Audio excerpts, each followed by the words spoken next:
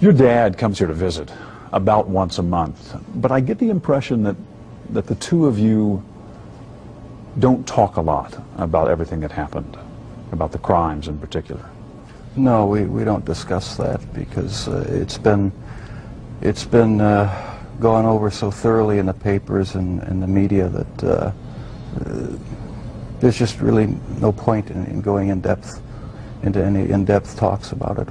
We talk about our family, home, how things used to be, what prison life is like here now, and try to keep things as light and upbeat as possible. Is it hard for you to go back and talk about those things? No, not the good things. In fact, it gives me a sense of comfort to talk about the few good times there were in the past. You say the few good times. Do you think of your childhood as having been profoundly unhappy? No, not profoundly. My childhood wasn't filled with any great tragedies or anything. There were good times and there were bad times. I think it was fairly normal. Jeff, do you remember your earliest experience and earliest interest, fascination with the inside of animals? Where that came from? In ninth grade, in biology class, we had the usual dissection of fetal pigs. I took the remains of that home and kept the skeleton of it. And I just started branching out, dogs, cats. I suppose it could have turned into a normal hobby like taxidermy, but it didn't. It veered off into this. Why, I don't know. All I know is that I wanted to see what the insides of these animals looked like. Was there some pleasure in the cutting open of the animal? Yes, there was. No sexual pleasure, but just it's hard to describe.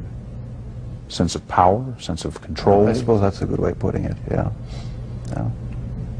I can sort of see a fascination for, wanting to see or for looking at the insides of animals, say for the first time. After you did it one time, what more is to be gained by looking at another dog's inside, the second or the third? I don't know. It became a compulsion, and it switched from animals to humans. I still don't understand it. I don't know why. What would you do with the dead animals, Jeff? You would pick the carcasses up from the road and take them back into the woods. Take them back in the woods, skin them sometimes, slit them all the way open, look at the organs, feel them. There was a sort of general excitement for me. I don't know why. It was exciting to see. One of your dad's biggest questions is when you began to slip away, when you crossed over into this world of obsession or dark fantasy from which you just couldn't return. Can you pinpoint that? Is there a sense for when that really began to happen with you, Jeff? I think it was around age 14 or 15. Started having obsessive thoughts of violence intermingled with sex.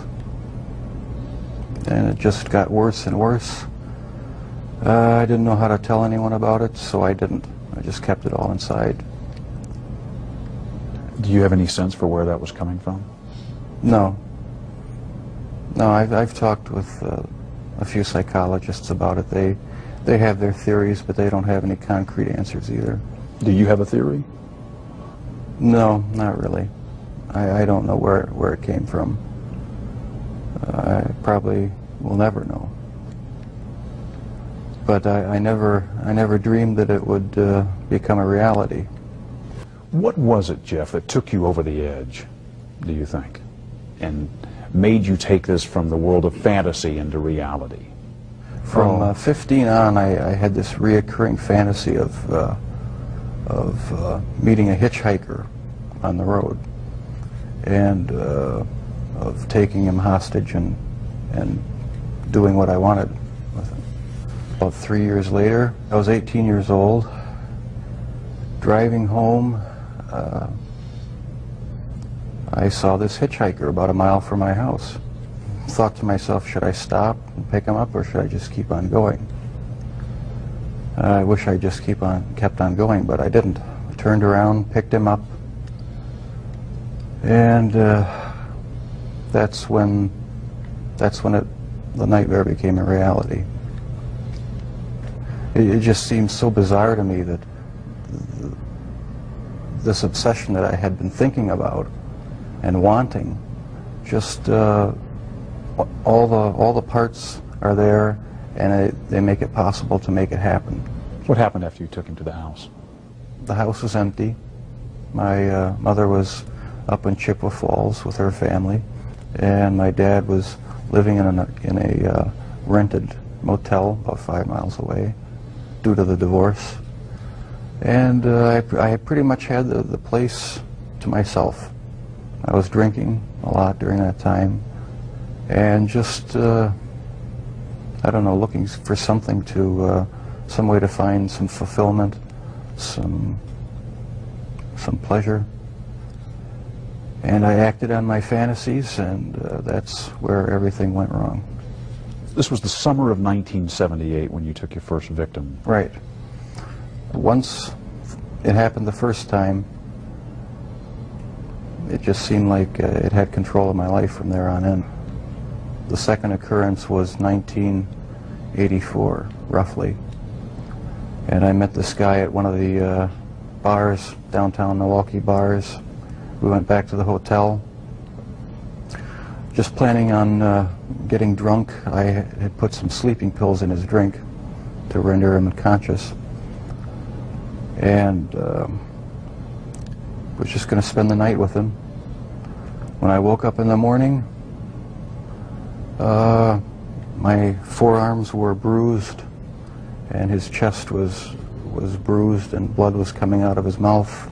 He was hanging over the side of the bed, and I have no memory of beating him to death, but I must have. And that's when it all started again.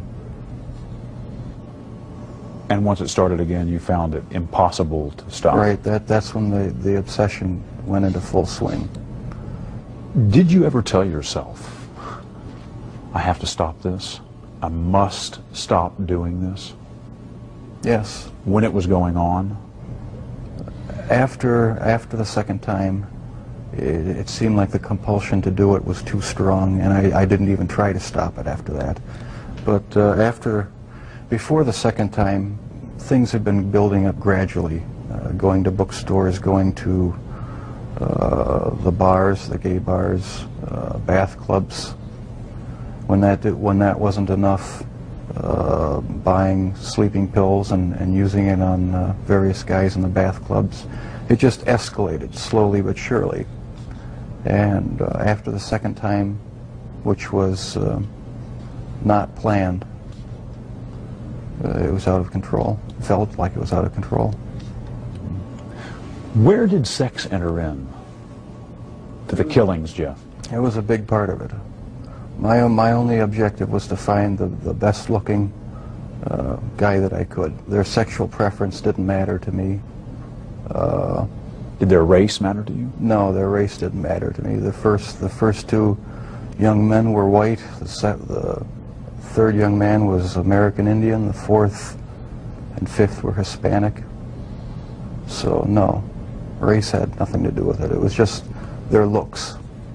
Was there something sexual in the dismemberment of the bodies for you? As time went on, yes, I did get there was a sexual part to that.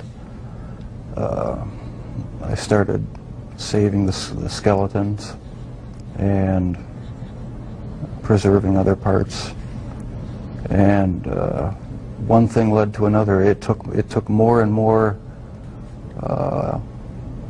deviant type behaviors to satisfy my urges, and so it just spiraled out of control. Why the cannibalism? It made me feel like they were a permanent part of me. Besides the just mere curiosity of what it would be like, it made them feel that they were a part of me, and it gave me a sexual satisfaction to do that. Was it the killing that excited you, or is it what happened after the killing? No, the killing was just a means to an end. That was the least satisfactory part. I didn't enjoy doing that. That's why I tried to create living zombies with muriatic acid in the drill, but it never worked. No, the killing wasn't the objective. I just wanted to have the person under my complete control, not having to consider their wishes, being able to keep them there as long as I wanted. It's not easy to say that, but that's what the motive was. Where did that need for control come from? Do you have any idea? I don't know, maybe I felt I had no control as a child or young adult, and that got mixed in with my sexuality, and I ended up doing what I did was my way of feeling in complete control, at least for that situation, creating my own little world where I had the final say, finding the best looking guy that I could, and having total mastery over him for as long as I wanted. Lust played a big part of it, controlling lust.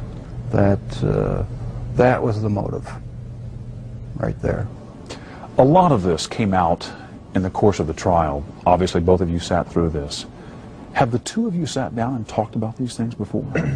No, not in depth. This is the first time you're talking about these things with I've talked your about dad it here. at great length with psychiatrists, court-appointed psychiatrists, psychologists, but not with my family. We learned everything at the trial and in the confessions and that sort of thing after the fact. The two of you never really communicated all that much, did you, father and son? Not on any deep level, no. We talked about superficial things. Never really had a real deep heart-to-heart talk about what was going on inside our own minds. I was always a very private person. I didn't like to open up and share anything with anyone. I like to keep my thoughts to myself. Why do you think that was? Because from about 15 years on up, a great deal of my thoughts were basically unshareable with anyone. So I just closed myself off and put on a mask of normalcy. You've read the book. Right. He called it a father's story. Pretty simple title. Right. Not a simple story, though. No, not a simple story. Not one that was easy for me to read. But I'm glad he wrote it. Did it hurt? Was it painful to read? Yes, it was painful. Some parts of it were, for me, were even fun to read. There were good parts. It wasn't all negative. Was it emotional for you reading the book? Yes, it was. Tell me, what kind of feelings did you have reading it? Deep regret, sorrow. I guess those were the two main emotions. Is there anything in this book that you strongly disagree with? Yes, I disagree with the description of me as being so incredibly shy and introverted, because maybe that's the way my dad saw me, because there was so much tension in the home that I really didn't feel like being up and happy a lot of the times. But with my friends in school, I had a good time. We had a good social life, and so I wasn't so extremely reclusive and self-centered as it portrays me. Does it surprise you to hear Jeff say that he doesn't think of himself and never did as innately shy? It did surprise me. Maybe my perception was accentuated to the extreme. But you do recall at age 6 that you became more aware of tensions in the home. Oh yeah, that's the time I really remember noticing that things weren't quite right. So it wasn't so much innate shyness as it was wanting to withdraw from tension and arguments and problems in the house. That's how I saw it, yeah. I sort of lived in my own little fantasy world when things got too heated in the household. And I carried that over for years, I guess. And was there violence in that fantasy world? No, not early on? Not that, not the type that showed itself later. No, it was just my own little world where I had control. Was anger a part of it for you, Jeff? I had some anger. Probably every kid has some anger, you know, about their childhood. It really wasn't a terrible childhood, though. You know, there were a lot of good times. It wasn't a really terrible time. So pat theories about you as a serial killer striking out to get back at your dad, for instance, don't ring true to you. No, that has no truth in it. The only motive that there ever was to completely control a person that I found physically attractive, and keep them with me as long as possible, even if it meant just keeping a part of them.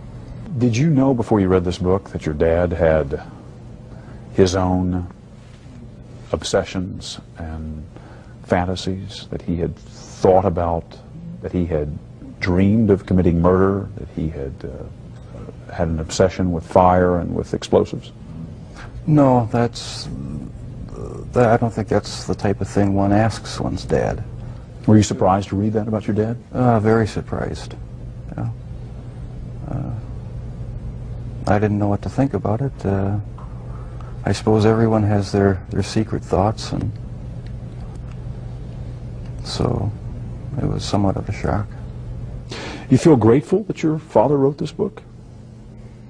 Or do you feel put off by it? I mean, I'm just curious about your overall reaction to it. Do you feel is the book an invasion, do you think? Or is it... No, I feel nothing but pride for him for writing the book, and having the courage to bare his soul when he didn't have to. He didn't have to get involved with trying to, you know, help me out and support me and be an emotional support for me, and I'll be grateful to him forever for it. Did you ever consider talking to your parents, to your dad, about homosexuality? Is that something that you felt you could ever raise? Early on, I really didn't know that much about it myself. All I knew was that it was something that was to be kept hush-hush, not talked about, not even thought about. So I just kept it all within me and never talked about sexual issues at all, really, with anybody. Do you think if you had been able to talk about that in a more open way with your dad, for instance, that it would have helped, might have broken this veil of secrecy and enabled you to keep yourself from going down that road? I don't know exactly what, if anything, would have ever kept me from going down that road. Talking about it, I don't think would have made that much difference, because, like I said, there were things going on in my head that I would have never opened up and talked about with anybody. Your dad says he never realized how deeply troubled you were because he just thought you were shy the way he had been, shy as a boy. Do you think the signs were there and he just missed them? No, I don't think so, because I had thoughts, I had fantasies, but there was no outward show of anything that was wrong.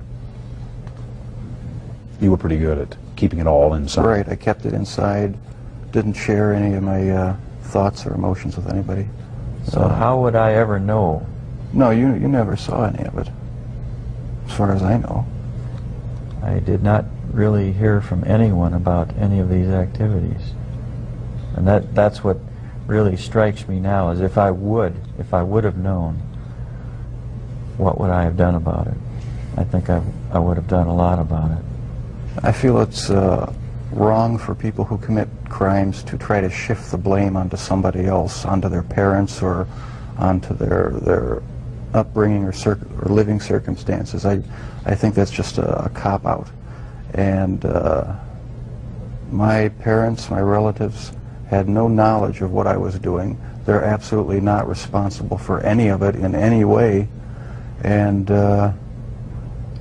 I take full responsibility. But you understand that what you did would lead your father to ask himself all kinds of questions. That's true. Where did I go wrong? Was there something I could have said or done to have prevented this? Right. Did I, in some way, create or contribute to the terrible acts my son committed? I understand that. I just get angry with other people who think that they have a right to somehow try to blame my parents for what happened. That's not right at all. No one has the right to do that because they're totally innocent. They had no knowledge of it. And that angers me. But parents just naturally, I mean, any parent that really cares, they just first of all say, gee, I feel guilty. You know, there's just feelings of guilt. What happened? What did I do? What could I have done? And so that's a normal parental reaction. Your dad has wondered about all kinds of things, from the medication that your mom was on during her pregnancy, to the fact that you were exposed to violent arguments in the home from an early age and continuing, to the possibility that he might have passed on some genetic propensity for obsession or violent behavior. Does any of that ring true to you? I can see why he'd wonder about those things, but as far as I'm concerned, they're all excuses. Because I didn't feel accountable to anybody. I didn't feel that I had to face what I had done ever. And so there comes a point where a person has to be accountable for what he's done. Can't go around making excuses, blaming other people or other things. So I alone am the one who's responsible for what's happened. Let me ask, when did you first feel that everyone is accountable for their actions? Well, thanks to you for sending that creation science material, because I always believe the lie that evolution is truth, the theory of evolution is truth, that we all just came from the slime, and when we died, you know, that was it. There was nothing. So the whole theory cheapens life, and started reading books about that show how evolution is just a complete lie. There's no basis in science to uphold it, and I've since come to believe that that the Lord Jesus Christ is the true creator of the heavens and the earth. It just didn't just happen, and I have accepted Him as my Lord and Savior. And I believe that I, as well as everyone else, will be accountable to Him. Growing up, did you feel that you were accountable to your dad or to your mom as the authority figure in the house? Yes, I did. I mean, they didn't let me run wild. They disciplined me, and so I felt accountable to them. But afterwards, after I left the home, that's when I started wanting to sort of create my own little world where I could be the one who had the complete control, where I didn't have to bow to anyone else's demands, and I just took it way too far.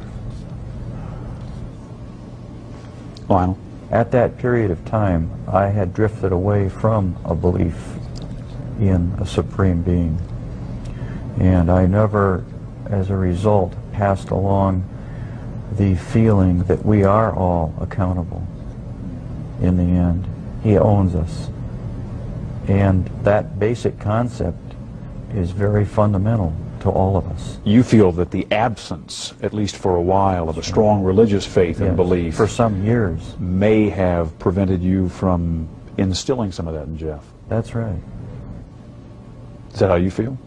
Yes, I think I had a big part to do with it. I mean, if a person doesn't think that there is a God to be accountable to, then what's the point of trying to modify your behavior to keep it within acceptable ranges? That's how I thought anyway. And I've since come to believe that the Lord Jesus Christ is truly God, the Father, the Son, and the Holy Spirit. They're the only true God. What do you remember about your parents arguing when you were growing up, and what effect that had on you? It was unnerving, depressing, made me angry sometimes. I'd leave the house, go out in the woods, and sulk, brooding, wondering why they had to have such a rough relationship. Most of the time they didn't seem to get along too well together. I never knew what the real underlying problems were. I didn't feel it was my place to ask. Did you blame one or the other? Mom and Dad? No, I didn't. I was just frustrated that things couldn't be happier around the house. You just wanted things to be more peaceful. Right. I never saw any real violent arguments as far as physical hitting or anything like that, but there was a lot of yelling, a lot of tension in the house sometimes. One of the chilling stories that your dad tells is about the box he had found. Can you give me your perspective on that? I had a box in my bedroom closet, and it contained the mummified head and genitals of a young man I met in one of the bars down in Milwaukee. And it was a locked metal box. My dad one week came to visit and happened to see it, and we got into a bit of an argument because I wouldn't open it up. He took the locked box down to the basement and was about to smash it open. What were you thinking as he was making his way downstairs to open the box? Well, I was outside, and I was thinking I've got to stop this from happening. I didn't know what I'd do or say. I didn't know what would happen. I thought, it's all going to come crashing down now. And but the box was never opened, not in my dad's presence. And so the lies continued. The whole scenario just continued for years after that.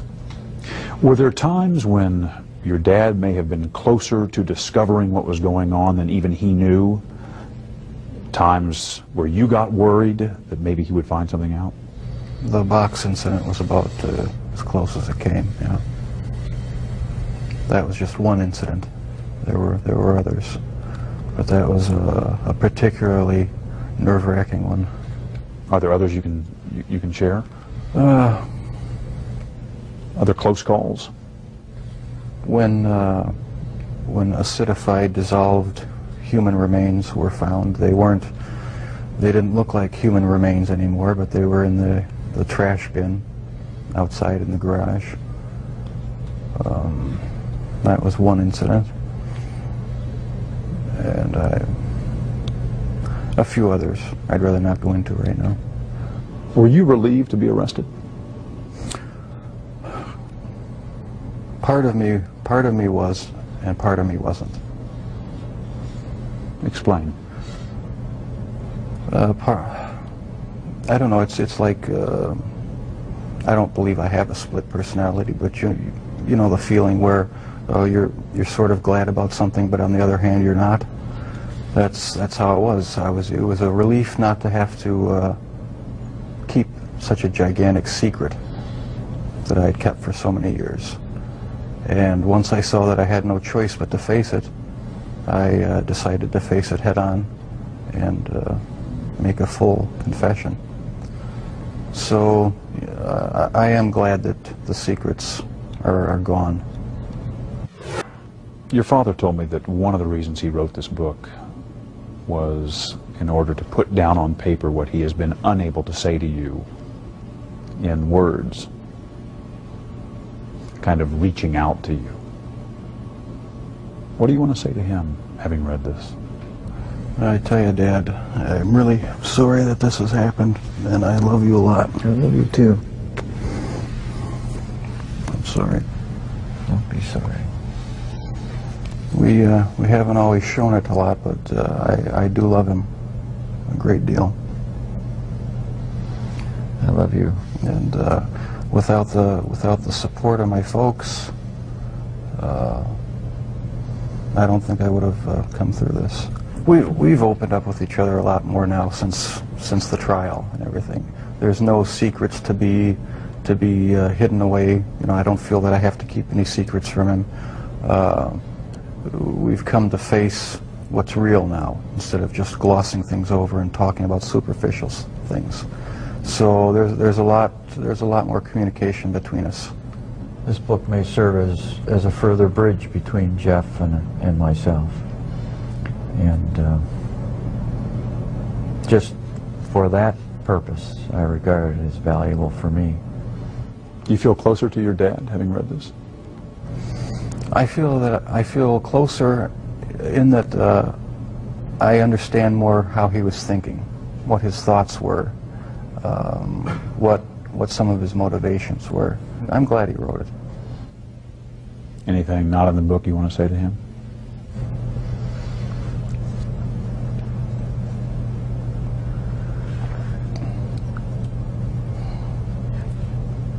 I can't think too clearly right now. I'm feeling pretty emotional. I think that a lot of things have been brought out in this interview that has brought us to a little bit deeper, just a little bit closer understanding as to how this all originated. And well, whenever I get emotional, my analytical side gets clouded, and I can't express myself quite as well as I would like. Can you talk about the feelings you have? You feeling close I to feel Jeff? very close to Jeff, and it's going to continue until our death. And I feel good about it. Do you think you'll ever have the answers you've been looking for about why, what happened, and what role, if any, you played? Maybe not. My primary question is the origins of it. And if something can be learned about that, it may help other people avert problems. Is it still there, Jeff? Does it ever go away? In part, no, it never completely goes away. I'll probably have to live with it for the rest of my life. I wish it would go away. I wish there was some way to completely get rid of the compulsive thoughts, the feelings. It's not nearly so bad now that there's no avenues to actually act on it. But no, it never seems to go completely away. So the thoughts still come to you? Sometimes, yeah. Are you different, Jeff, in terms of how you think back on all of this? I would hope I'm different. I'm glad that I'm in a position now where I don't feel the compulsion to do these things. I'm glad that it's over. Any words I say to the victims' families are just going to seem trite and empty. I don't know how to express the regret, the sorrow,